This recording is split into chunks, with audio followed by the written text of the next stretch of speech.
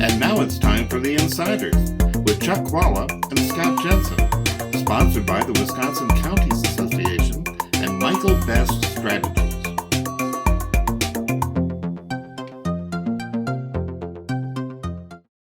Hi, I'm Scott Jensen, former Assembly Speaker. And I'm Chuck Chvala, former Senate Majority Leader. And we're the Insiders. Well, the elections were decided. The Republicans control the legislative branch. The Democrats control the executive branch.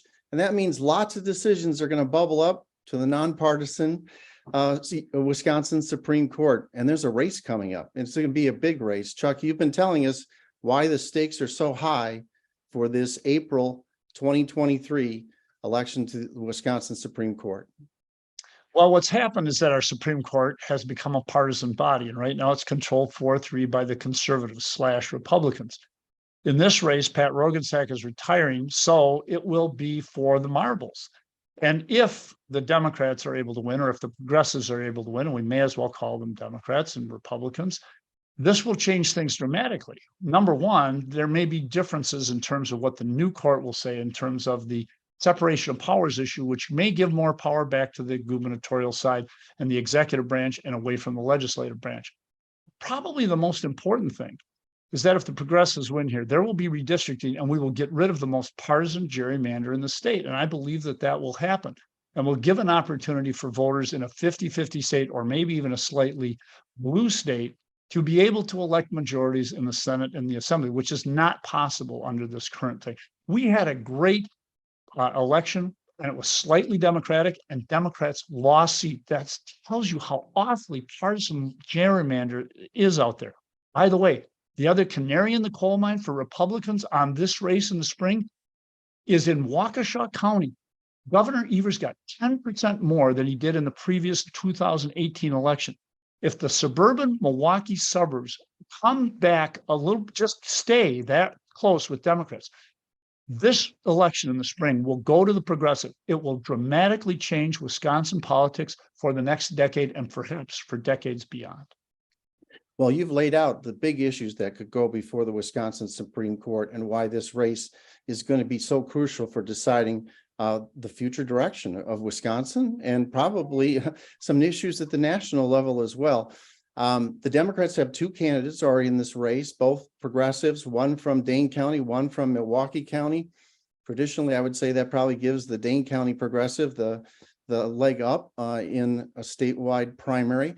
On the Republican side, we've got former Justice Dan Kelly running. He's one of these folks who's probably more intellectually suited to the court than to a campaign and the glad handing that's involved in all of that. So there are some Republicans who are saying maybe we should find another candidate, one who's more likely to win in the April elections. And I think people are coalescing around Jennifer Doro in Waukesha County, who just recently became internationally famous for her handling of the Waukesha Parade Massacre trial. A young suburban woman, conservative. That seems to be the winning ticket for Republicans. It has been in the past, and it might be again in this race. And you know what the problem will be for that candidate, as it will be for any Republican candidate, and it is now Democrat and Republican. What's her position on abortion? I'm sure it's not going to be a very good position. And it's not going to be a position that's consistent with what women in this state want. And now that the U.S. Supreme Court has ripped away that right, even in cases of rape and incest, even if a 12-year-old is raped in the state, I think that you're going to find that a Republican woman running for this court is not going to be well received. And I think that that is going to be a problem. It is going to be a problem in this election, and it will be a problem going forward for Republicans until that issue is resolved nationally. And I think that whatever the candidate, and it may be her, but Republicans are notorious, as we just saw in the Clayfish Michael's primary, for rejecting women and still getting behind the man, and that won't help them either. So I think Republicans are between a rock and a hard place here, and I think they're going to have a really hard time winning this race in the spring, especially since people know how hard our gerrymander is in the state and how awful the situation is with regard to reproductive rights. I was the person throughout this campaign who said that I felt that abortion was not polling, but it will show up on election day. It did now. Hear me now, believe me later. Well, later has come. Tony Evers won. Hear me now, believe me later when it comes to the spring race. This seat is going to go progressive in the spring.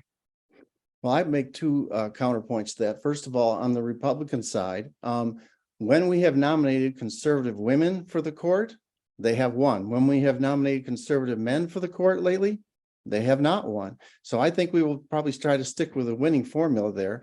And then second of all, you know that spring electorate is the oldest and most conservative electorate of the 4-year cycle. And I think that benefits Republicans in this very important race for the Wisconsin State Supreme Court. And if it were not for abortion, that argument might carry something, but we are living in an entirely new political environment. Hear me now, believe me later. See you next time. You've been listening to The Insiders with Chuck Chvala and Scott Jensen, sponsored by the Wisconsin Counties Association and Michael Best Strategies.